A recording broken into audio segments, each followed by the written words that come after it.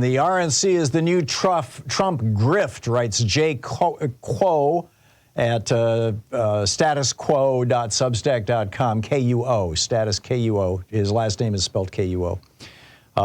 Does this sound familiar? Jay writes, Trump puts family members and trusted cronies in charge of an organization, then uses it to grift millions of dollars from any suckers they can swindle. That could describe Trump charities, Trump University, Trump's super PAC, even the Trump organization itself. But now he's set his sights on a new target, the Republican National Committee. And sure enough, this is what's going on. Romney McDaniel, first Donald Trump made her drop the Romney from her name because he didn't like Mitt.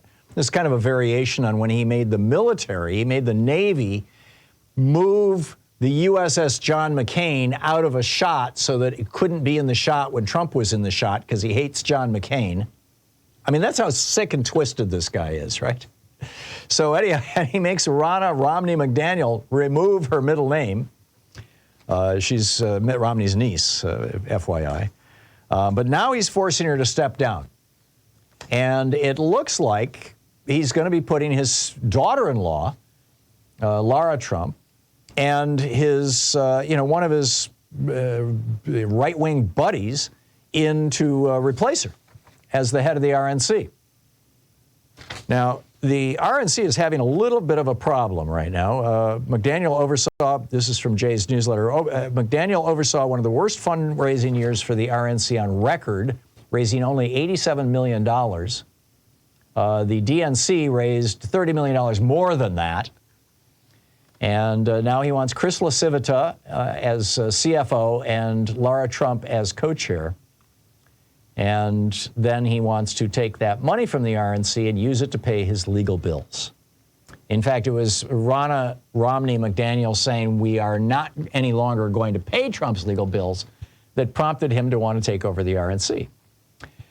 I think this is good news. Trump needs to come up with $83 million by the end of this week to post bond for his appeal in the raped E. Jean Carroll case. If he can't post that bond for that appeal, then shortly thereafter, he's going to have to come up with the money to pay the fine. And then, and then there's the $450 million from his conviction for civil fraud in New York State. And, he went to the court last week, I believe it was last Thursday or Friday, and said, hey, would you take $100 million? Sort of like, Wimpy, if you remember the old Popeye, I'd gladly pay you Tuesday for a hamburger today. So anyhow, the court said no, not a chance. So Trump's got to come up with $500 million basically in the next, few months, certainly within the next year, or he's going to be toast. He's going to have to sell off a bunch of buildings, and even at that, he may not have enough money. His buildings are not, they're not new, they're not spiffy. They have a terrible reputation. Some of his properties are, infested with insects and just, generally regarded by most people as, really? I'm not sure he's going to be able to raise this money. I mean, we may well see Trump declaring bankruptcy again, and maybe one of you lawyers who are listening can inform me. Is it possible that Trump can wiggle out of these judgments by declaring bankruptcy? I believe not, but I may be wrong. I just don't know how that works. I'm not an attorney, and I'm not familiar with bankruptcy law, or at least all that familiar with it. I'm mildly familiar with it, but I know the difference between 7 and 11 and 13 and all that stuff. But anyhow, part of the Republican Party's leadership are in a panic right now, as Jay Quo points out. Henry Barber, I believe that's Haley Barber's son, is a member of the RNC committee from Mississippi, and he proposed a resolution that would prevent Republican Party funds from being used to pay any candidate's legal fees. Obviously, he's talking about Donald Trump. The resolution, Jay points out, is rather naive because it's non-binding.